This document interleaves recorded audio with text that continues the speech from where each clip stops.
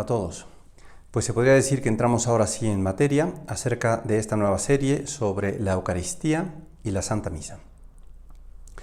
Imagínate que el Antiguo Testamento es como un océano en el que han naufragado ahí infinidad de embarcaciones, sembrando por aquí y por allá tesoros que transportaban. Si uno quiere bucear en ese océano, encontrará más que doblones de oro.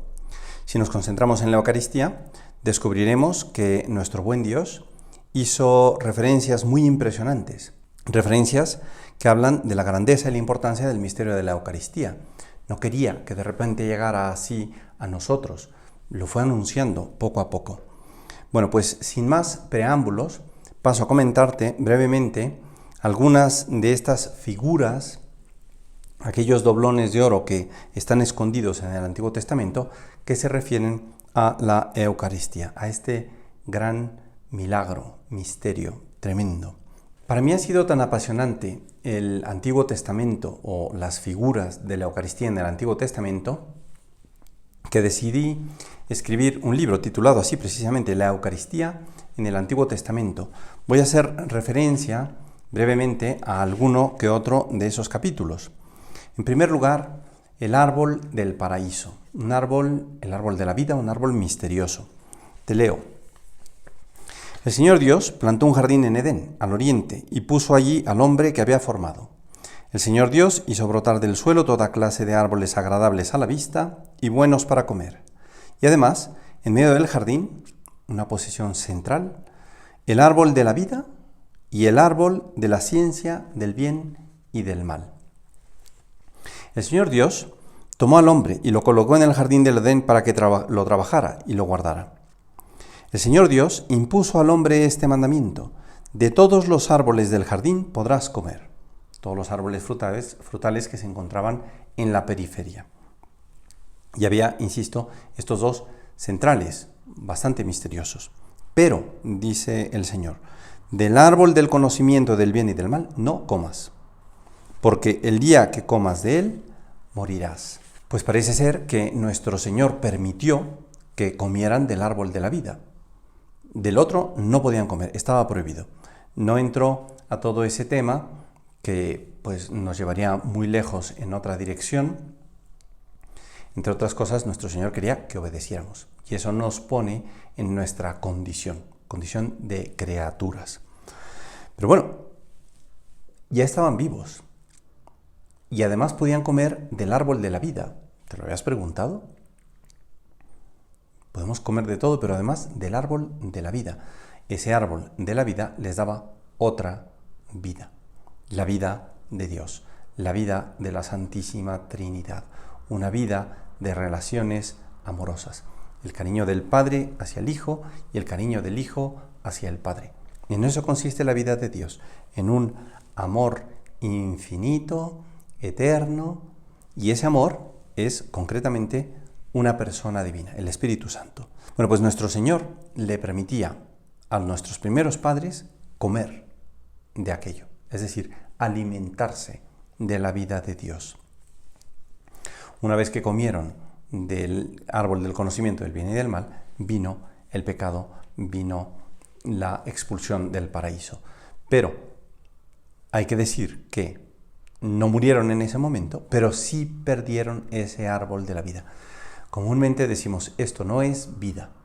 Bueno, pues nuestro destierro sin ese árbol de la vida no es vida. La vida nos la ha traído la Eucaristía. Otra figura, la de la Pascua. Los judíos, por razones que no voy a explicar aquí, ya se explican en el curso sobre historia de la salvación, fueron a parar a Egipto. Para salir de Egipto tuvo lugar la Pascua. Y te leo. El día 10 de este mes, había ordenado el Señor, tomará cada uno un cordero por familia. Ha de ser un animal sin defecto, macho, de 1 año, escogido entre los corderos o cabritos. Luego lo inmolarán, luego tomarán la sangre y untarán las 2 jambas y el dintel de las casas donde se va a comer. Comerán la carne esa misma noche, lo comerán asado al fuego, con panes ácimos y hierbas amargas. Lo comerán deprisa, pues es la Pascua del Señor. Esa sangre será la señal sobre las casas donde estén. Cuando yo vea la sangre, pasaré de largo. Y se iba a sacrificar el primogénito de toda familia. Este día será para ustedes memorable y lo celebrarán como fiesta del Señor.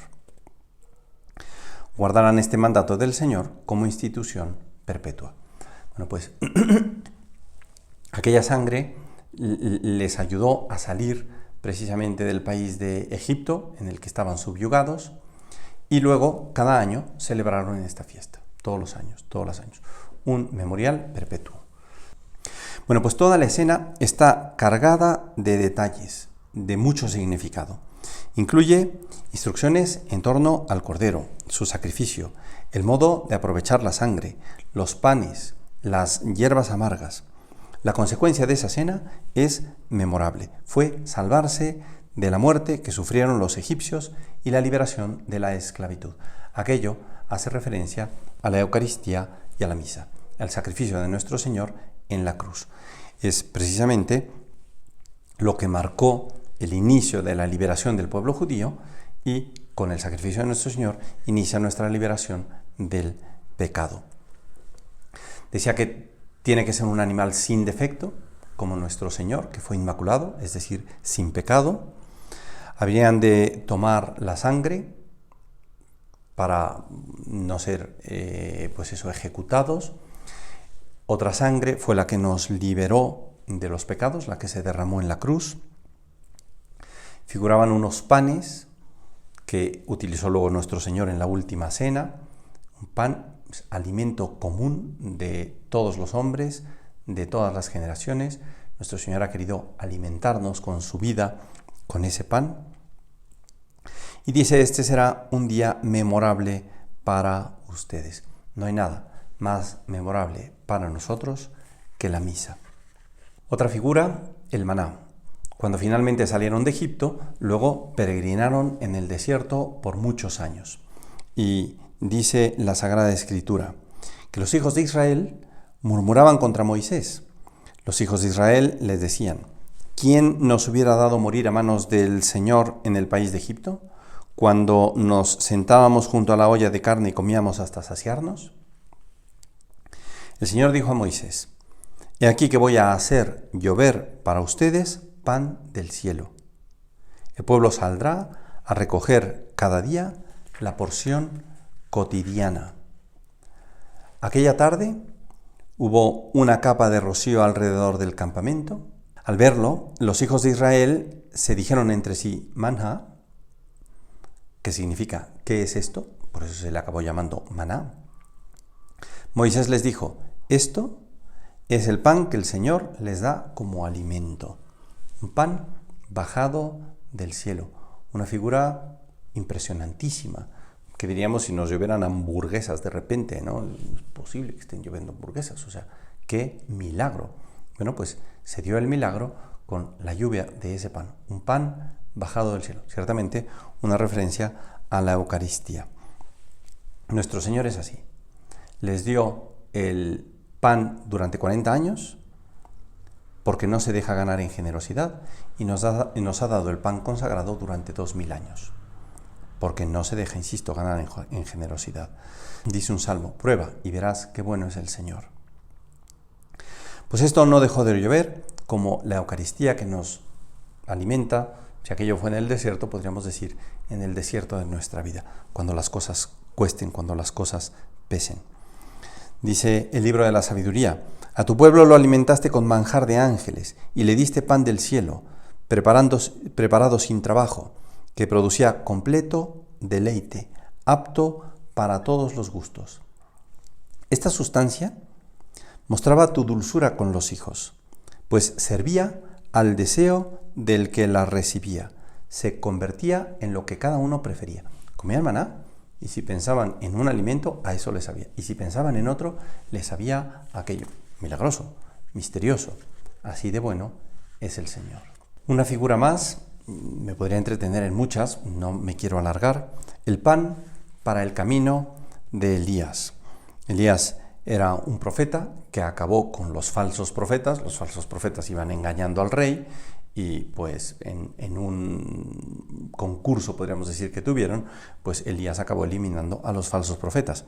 La reina Jezabel se enfureció y prometió que acabaría con Elías. Entonces el otro pues se escapa, y en esa escapatoria llega un momento en que se agota y dice: ya es demasiado, Señor, toma mi vida, pues no soy yo mejor que mis padres.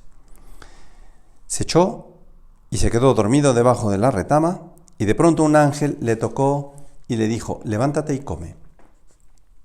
Y comió de un alimento con el que caminó 40 días y 40 noches hasta el monte de Dios. Bien, pues poco que decir, ¿no? Poco que glosar. La Eucaristía nos alimenta por este camino hasta la vida eterna.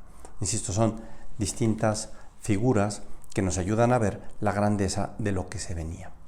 Bueno, pues con todo esto, nuestro Señor, hemos de decir, se ha portado como un gran pedagogo que nos quiere llevar de la mano hacia una enseñanza de gran profundidad.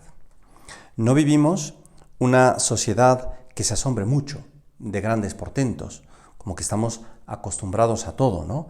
En parte pensamos que ya lo hemos visto todo, y precisamente por eso hemos perdido la capacidad de maravillarnos. Pues te animo a pensar en estas figuras. ¿Cómo reaccionaríamos si, pues no sé, fuéramos al súper y nos ofrecieran una comida que nos alimenta por un mes y cuesta lo mismo que todas las demás, ¿eh? Y ya, no tienes que comer por todo el mes. ¿Cómo esto y ya? ¿Se acabó? Sí, no vas a tener hambre en todo un mes. ¡Guau! Pues sí, realmente sería tremendo. La Eucaristía va muchísimo más allá. Es el cielo que baja hasta nosotros. Lo que pasa es que la ceguera del ambiente en el que vivimos no nos permite verlo. Decía, te animo a que pienses, por un lado, en si eres enteramente feliz, y por otro, si quieres ser feliz. La verdadera felicidad solo la da nuestro Señor. Y nuestro Señor se ha quedado en la Eucaristía. Acércate a Él. Si hace falta, confiésate. Platica con Él. Descarga tu corazón en Él. Nada como encontrar la Eucaristía, descubrir este tesoro grandioso. Muchas gracias.